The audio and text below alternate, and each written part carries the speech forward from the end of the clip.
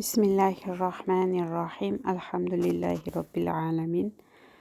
Wassalatu wassalamu ala ashrafil anbiya wal mursalin. Sayyidina nabiyyina habibina Muhammad wa ala alihi wa sahbihi ajma'in.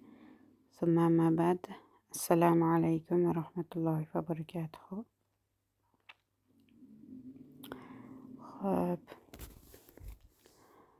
Demak, istiyazani tahlilini ko'rdik.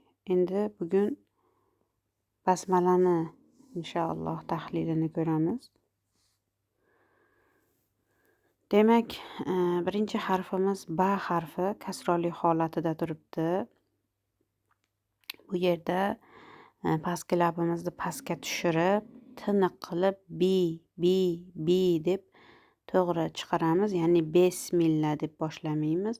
Bismillah deb boshlaymiz. Ingichka harf.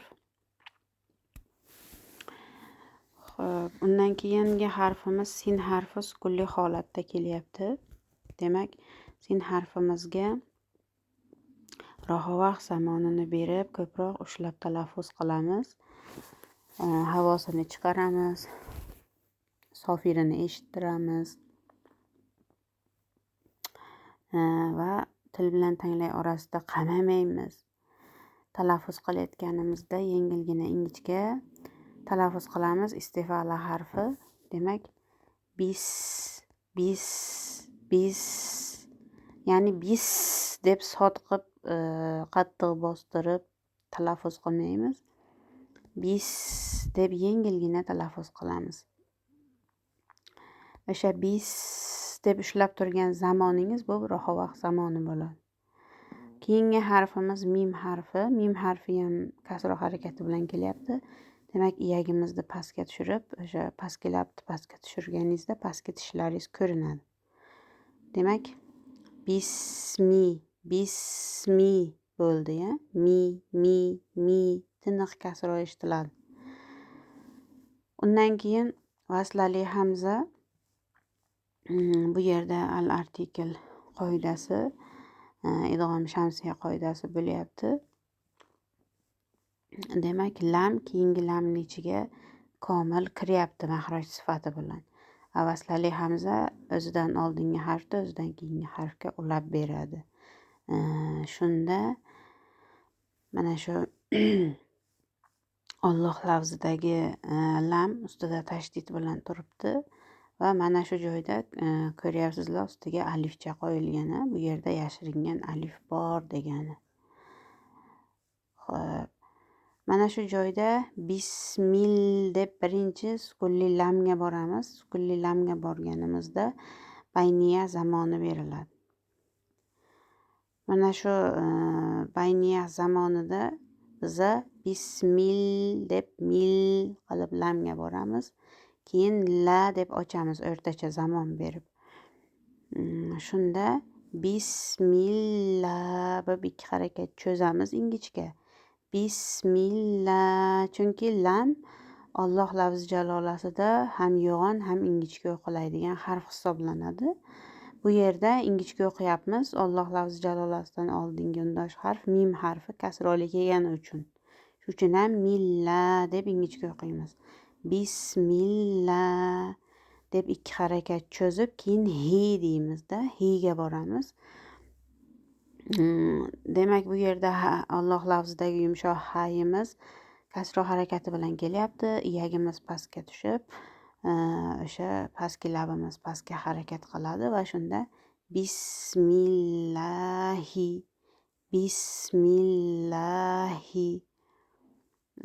va yana bu yerda idg'om shamsiya qoidasi bo'lyapti. Vaslali hamza hani o'zidan keyingi roga ulab beradi. Va bu yerda lam ro harfini mahrojiga komil kirib ketadi. Sifat mahroji bilan. Bismillahirro bo'ladi. Roni birinchisi sukunli, ikkinchisi harakatli bo'ladi. Bismillahir deb birinchi borib, keyin ro deymiz. Shunda bismillahirro yo'g'on boramiz. Keyin roh bo'lib mana shu joyda bismillahirroh hani havosini chiqarib yuboramiz. Roh. Undan keyin mim harfimiz turibdi. Mana mimni ustida fatha turibdi-da. Undan keyin alif maddiyamiz bor, alif sog'iyroq kelgan. Demak, ikki harakat cho'zib beradi mimni harakatini, fathasini. Rohma bo'ladi mana. Rohma. Xo'p. Ma deb ikki harakat cho'zamiz, og'zimizni ochamiz, og'zimiz ega ketmaydi, rohme bo'lib qoladi ba'zilarda. Rohma. Undan keyin yana nun kasro bilan kelyapti.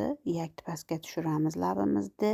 Ni, rohmani. Va o'sha nidan yana roga boramiz. Al-artikel qoidasini, idg'om shamsiya qoidasi bo'lyapti. Lam roni mahrojiga sifat mahroji bilan kirib ketadi. Va rohmanir ro bo'lib birinchi roga borib olamiz. Rohmanir nir keyin ro nir deganda ham yo'g'on boramiz, chunki nir keyin ro deyish tilimizga og'irlik qiladi-da. Birinchi kasroga ingichka borib, keyin ro deb yo'g'on qila olmaymiz. Shuning uchun ham ikkaloni ham ro yo'g'on o'qiymiz.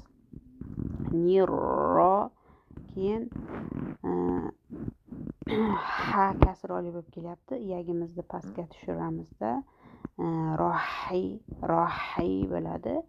Rohmanir rohi. Va mana shu joyda ya maddiya kelyapti. Hani kasrosini cho'zib beradi. Biza sunnatga muvofiq ori sukun qo'yganimiz uchun ham mimga 6 harakat cho'zamiz ta'lim jarayonida. Mana shu hani kasrosini keyin mimga mana shu 6 harakat cho'zib boramiz. Rohmanir rohim deb 6 harakat cho'zib o'sha bayniyah zamonini beramiz va o'sha bir harakat g'unnasini beramiz mimni. Xo'p, mana shunday qilib Bismillahirrohmanirrohim. Mana shunaqa mimga e'tibor qilsalaringiz agar